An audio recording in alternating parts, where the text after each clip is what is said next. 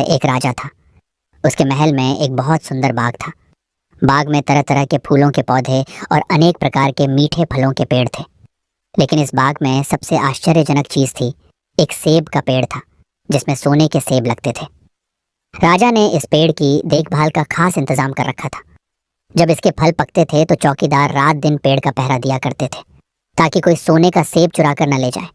लेकिन एक दिन की बात है कि बाग के माली ने जब सोने के सेबों को गिना तो उसमें से एक सेब गायब था।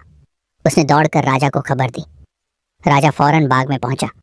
उसे यह देखकर बड़ा आश्चर्य हुआ कि देखभाल का इतना पक्का इंतजाम होने पर भी एक सेब किसी ने चुरा लिया। उसने ऐलान किया कि कोई सोने के सेब को चुराने वाले चोर का पता देगा, उसे इनाम दिया जाएगा। सबसे बड़े राजकुमार ने राजा से कहा कि रात में वह पहरा देगा और चोर को पकड़ने की कोशिश करेगा। राजा ने उसको इसकी इजाजत दे दी। बड़ा राजकुमार रात में पहरा देने लगा, लेकिन 2 घंटे बाद ही उसे नींद आ गई और वह सो गया। सुबह उठकर जब उसने सेबों को गिना तो वह देखकर चकित रह गया कि रात भर में एक और सेब गायब हो गया था। इसके बाद दूसरी रात को मंझले राजकुमार ने पहरा देने का काम संभाला। उसे भी नींद आ गई और तीसरा सेब चोरी हो गया। राजा बहुत चिंतित था। दरबारियों की भी समझ में नहीं आ रहा था कि क्या किया जाए।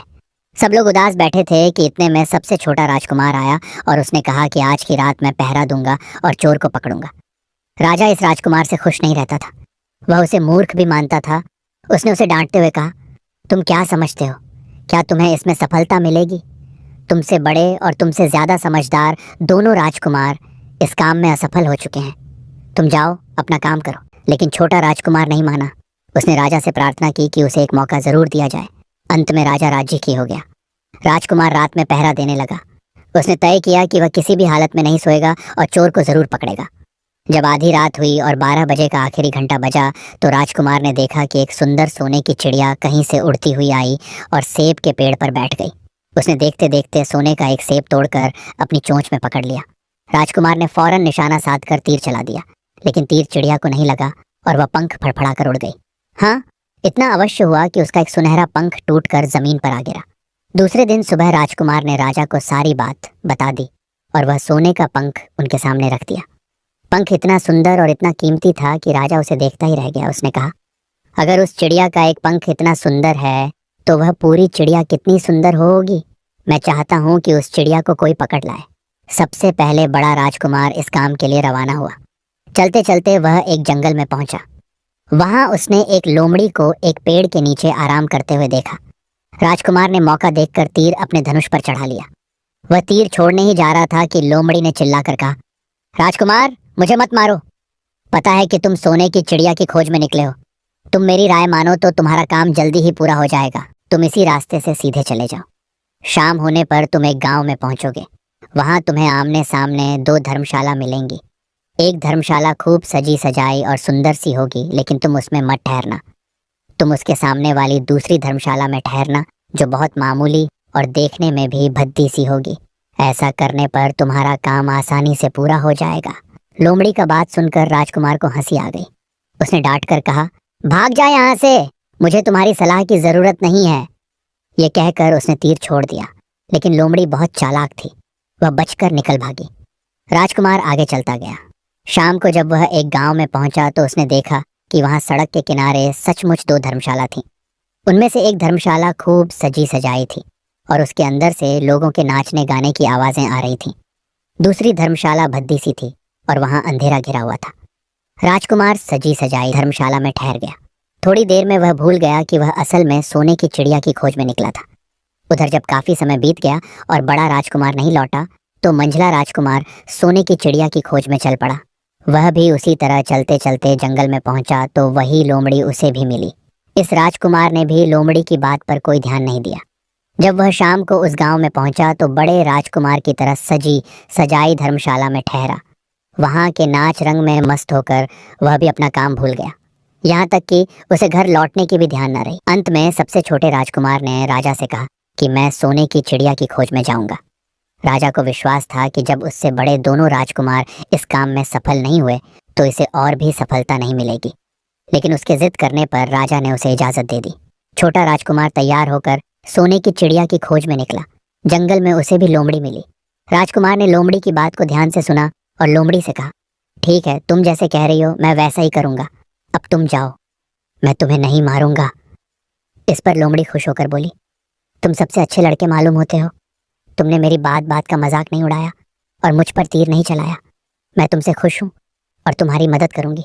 आओ, तुम मेरी पूंछ पर बैठ जाओ, मैं तुम्हें उस धर्मशाला तक पहुंचा देती हूँ। देखते देखते लोमड़ी की पूंछ काफी बड़ी हो गई और राजकुमार उस पर बैठ गया। उसके बैठते ही लोमड़ी हवा में उड़ने लगी और थोड़ी ही देर में मैदानों और पहाड़ों को पार करके उसी गांव में जा पहुंची। राजकुमार ने उसकी सलाह को मानकर छोटी और पुरानी धर्मशाला में ही डेरा डाल दिया। वह दूसरी सजी सजाई धर्मशाला से दूर ही रहा। दूसरे दिन सुबह उठकर जब वह आगे बढ़ा तो कुछ दूर चलने पर उसे वह लोमड़ी फिर से रास्ते में मिल गई। लोमड़ी ने उससे कहा, अब मैं तुम्हें बताती हूँ कि आगे तुम्हें क्या करना चाहिए। तुम सीधे चलो। आगे चलने पर तुम्हें एक बहुत बड़ा किला मिलेगा जिस पर सिपाही लोग पहरा दे रहे होंगे। तुम सिपाहियों से डरना मत और सीधे अंदर चले जाना, क्योंकि वे इस समय सो रहे होंगे। तुम बेधड़क होकर किले में घुसते चले जाना और उनके कमरों को पार करते हुए उस जगह पहुंच जाना जहां लकड़ी के एक मामूली से पिंजरे में सोने की चिड़िया बंद है। तुम चिड़िया को पिंजरे सहित उठाकर किले से बाहर ले आना। चिड़िया के पिंजरे के पास ही एक बहुत सुंदर सा सोने का पिंजरा भी रखा होगा। तुम भूलकर भी चिड़िया को उस पिंजरे में मत रखना, मगर तुम उसे लकड़ी के पिंजरे में से निकाल कर सोने के पिंजरे में रखने की कोशिश करोगे तो बाद में पछताओगे। यह कहकर लोमड़ी ने राजकुमार को फिर से अपनी पूंछ पर बिठाया और थोड़ी ही देर में उसको किले के पास पहुंचा दिया। राजकुमार ने किले का पास जाकर देखा कि सचमुच उसके पहरेदार सो रहे थे। वह बिना डरे सीधा महल में घुस गया और थोड़ी ही देर बाद वह उस कमरे में जा पहुंचा जहां सोने की चिड़िया एक पिंजरे में बैठी हुई थी। पिंजरे के पास ही सोने के 3 सेब पड़े हुए थे। इन सेबों को देखकर राजकुमार ने फौरन पहचान लिया कि ये सेब उसके पिता के बाग के ही थे। सोने की चिड़िया इतनी सुंदर थी कि राजकुमार उसको देखता ही रह गया। वह उसको उठाकर लाने ही वाला था कि उसकी नज़र पास ही पड़े एक सुंदर से पिंजड़े पर पड़ी। वह पिंजड़ा बहुत सुंदर था और उसमें तरह तरह के कीमती पत्थर जड़े हुए थे। सोने की चिड़िया के लिए वही पिंजरा ठीक मालूम पड़ता था। राजकुमार लोमड़ी की बात को भूल गया और उसने सोने की चिड़िया को लकड़ी के पिंजरे से निकालकर सोने के पिंजरे में बंद कर दिया। लेकिन नए पिंजरे में आते ही चिड़िया ने खूब जोर जोर से शोर मचाना शुरू कर दिया। राजकुमार पिंजरे को उठाकर कमरे से बाहर भी नहीं निकल पाया था कि बहुत से सिपाही कमरे में घुस आए और उन्होंने राजकुमार को पकड़ लिया। अब राजकुमार को अपनी भूल का पता चला। उसे याद आया कि लोमड़ी ने उससे क्या कहा था, लेकिन अब क्या हो सकता था। सिपाही उसे खींचते हुए राजा के दरबार में ले गए। राजा के पूछने पर राजकुमार ने सारी बात कह सुनाई। राजा बोला, तुम मेरे महल में चोरी करने के लिए गुस्से थे। मैं तुमको माफ नहीं कर सकता। तुम्हें फांसी की सजा दी जाएगी, लेकिन मैं तुम्हें एक मौका देता हूँ। अगर तुम मेरे लिए सोने का घोड़ा ला दो तो मैं न सिर्फ तुम्हें छोड़ दूंगा, बल्कि सोने की चिड़िया भी तुमको दे दूंगा। राजकुमार को अपनी जान बचाने के लिए राजा की शर्त माननी पड़ी। अब वह सोने के घोड़े की तलाश में